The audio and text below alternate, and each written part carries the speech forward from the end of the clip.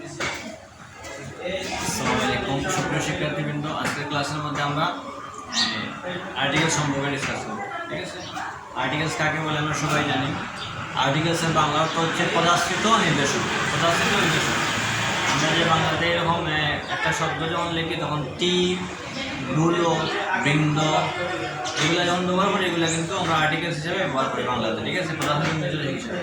তো ইংরেজিতে আমরা আর্টিকেলস কাকে বলে আমরা জানি এ, এম আর দা, এই তিনটি ওয়ার্ড বা শব্দকে কি বলে? এগুলো হচ্ছে কি আর্টিকেলস। ঠিক আছে, এই তিনটি শব্দকে আর্টিকেলস বলা হয়। আর্টিকেলস কত প্রকার? দুই প্রকার। আর্টিকেলস কত প্রকার? দুই প্রকার। কি কি? ডেফিনিট আর্টিকেলস আর হচ্ছে কি ইনডেফিনিট আর্টিকেল।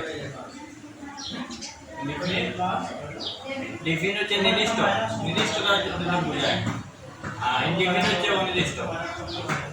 কি অনির্দিষ্ট? নির্দিষ্ট কোনগুলো?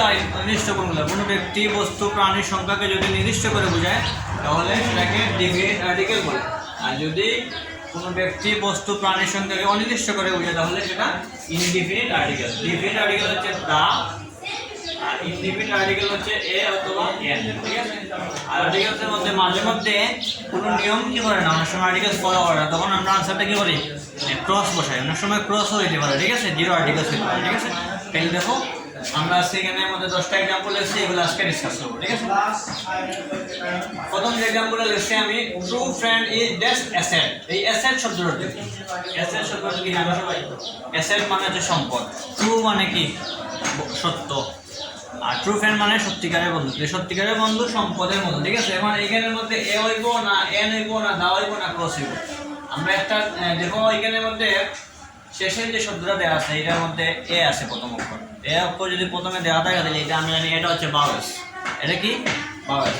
ভাওয়েলস যুক্ত ওয়ার্ড কোড আমরা টোটাল জানি। ভাওয়েলস হচ্ছে টোটাল 5টা, এ, ই, আই, ও, ইউ। এই 5টা কি ভাওয়েলস। সাধারণত এই 5টা ওয়ার্ডের পূর্বে যদি কোনো অক্ষর থাকে ভাওয়েলস যুক্ত ওয়ার্ডের পূর্বে এন বসে। কি বসে? এন। তাহলে এখানের মধ্যে আমরা এন বসে। আমরা বাংলাতে যেরকম স্বরবর্ণ ব্যঞ্জনবর্ণ পড়ছি না, বাংলাতে স্বরবর্ণ কয়টা? টোটাল 11টা। ইংরেজিতে ঠিক সেম স্বরবর্ণ হচ্ছে 5টা। মানে ভাওয়েলস কথার অর্থই কিন্তু স্বরবর্ণ। আর বাকি যে 21টা থাকে ইংরেজিতে এগুলো কি বলা হয়? কনসোনেন্ট। বাকি 21টা কোনগুলো? B, C, D, E, sorry B, C, D, F, G, H এগুলো বাকি। এই 5টা ছাড়া সবগুলো কি কনসোনেন্ট। ঠিক আছে, তারপরে যখন আমি ফরের এক্সাম্পল আছে কি, truthfulness is dash great virtue. Virtue মানে কি? গুণ। আর ট্রুথফুলনেস মানে কি? সত্যবাদিতা। সত্যবাদিতা একটি মহান গুণ। যেহেতু এখানে যেটা কিন্তু কনসোনেন্ট, যদি কনসোনেন্ট যুক্ত ওয়ার্ড থাকে তাহলে এর পূর্বে সাধারণত এ বসে। ঠিক আছে, যেমন এখানে মানে সত্যবাদিতা একটি মহান গুণ। ঠিক আছে, তারপর যখন দেখলাম he is dash university student, এইটা কিন্তু একটু ভিন্নতা আছে। যদি আমরা একটা রোল জানি, ইউ যদি ইউ এর মতো উচ্চারিত হয়, কি বলছি? ইউ যদি ইউ এর মতো উচ্চারিত হয় তবে এর পূর্বে এ বসে। আমরা জানি ইউটা কি? ভাওয়েলস। ইউটা কি? ভাওয়েলস।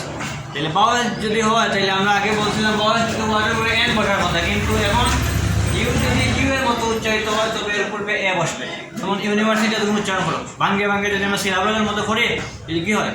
ইউনিভার্সিটি। ইউ ইউ এর মতো উচ্চারিত না, যার কারণে ইউ এর মতো উচ্চারিত হওয়ার কারণে এখানের মধ্যে এ বসবে। যদিও ইউটা কিন্তু ভাওয়েলস এন হওয়ার কথা, কিন্তু এন না হয়ে এখানে বসছে ইউ এর মতো উচ্চারণ হওয়ার কারণে। বুঝতে পারছি?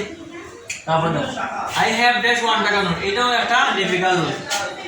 ওয়ান যদি ওয়াই এর মতো উচ্চারিত হয়, ওয়াই এর মতো একটা রুল আছে, ওয়াই এর মতো যদি উচ্চারিত হয়, যদিও এর ওয়াটা ভাওয়েলস ওয়াই এর মতো উচ্চারিত হওয়ার কারণে এখানে এ এর আনসারটা। যেমন ধরো ওয়ান উচ্চারণ করতো, ওয়ান ওয়ান ওয়াই এর মতো উচ্চারিত হয় না, যার কারণে এখানে কি লিখব? I have a 1 টাকা note. My brother is dash MBBS doctor. MBBS এটা হচ্ছে কি? Meaningful word. এটাকে বলা হয় ইংরেজিতে বলে সিম্পল শব্দের অ্যাব্রিভিয়েশন, অর্থাৎ এটা একটা মানে আছে। MBBS এর মানে হচ্ছে এই bachelor of medicine and bachelor of surgery. ঠিক আছে, তাহলে এমটা উচ্চারণ করতে আগে কি আসে? যদি আমরা এম ভাগে ভাগে উচ্চারণ করলে কি আসে? এম আসে না আগে? এ, এম, এম। ঠিক আছে না? তাহলে যদি ভাওয়েলসের মতো উচ্চারিত হয় তাহলে এর পূর্বে যদিও এমটা কনসোনেন্ট কিন্তু ভাওয়েলসের মতো উচ্চারিত হওয়ার কারণে এর পূর্বে এন হবে। আনসার থেকে কি হবে?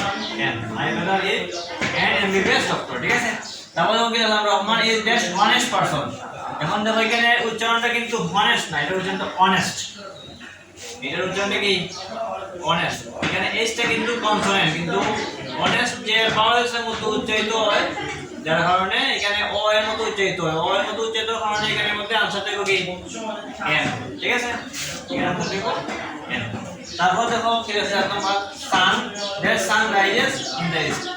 তারপর রোজমরা পায় চন্দ্র, সূর্য, গ্রহ, নক্ষত্র, জাহাজ, সাগর, মহাসাগর, দ্বীপপুঞ্জ ইত্যাদির পূর্বে দা দা বসে। ইত্যাদি বলে কি বসে? দা বসে। সান মানে কি সূর্য, তাহলে এখানে মধ্যে দা হইব। The sun rises in the east. I read dash, কত মাল রিড, কত মালে একটা পত্রিকার নাম, কিসের নাম? কোনো সংবাদপত্র কিংবা পত্রিকার নামের পূর্বে দা বসে, মনে রাখবা। ঠিক আছে, এখানে মধ্যে কি হইব? I read the daily news paper, কত মাল news paper daily. Bangladesh is dash agricultural ঘাট, এগ্রিকালচারাল এর প্রথম অক্ষর এ আছে, বাওয়াল যুক্ত ওয়ার্ডের উপরে কি বসে বলছিলাম? এন বসে। এখানে Bangladesh is an agricultural country, একটি বাংলাদেশ একটি কৃষি প্রধান দেশ হবে। তারপর দেখো কি লিখলাম 10 নম্বরটা, Bangladesh is dash riverine country. Riverine মানে কি নদীমাতৃক দেশ। এখানে রিভারের আরটা হচ্ছে কনসোনেন্ট, যার কারণে সাধারণ নিয়ম এ বসবে। ঠিক আছে, আজকের ক্লাস এই পর্যন্তই। আশা করি সবাই বুঝতে পারছো। যদি মানে ক্লাসের মধ্যে কোনো তোমরা না বুঝে থাকো আমাদের কমেন্ট সেকশনে বলবা, যাতে আমি সহজে তোমাদেরকে পরবর্তী ক্লাসে মানে বুঝাতে পারি। ঠিক আছে, এখন আমাদের চ্যানেলে যারা সাবস্ক্রাইব করে নেয় দ্রুত সাবস্ক্রাইব করে নেবে। ঠিক আছে, ভালো থাকো, সুস্থ থাকো। আসসালামু আলাইকুম।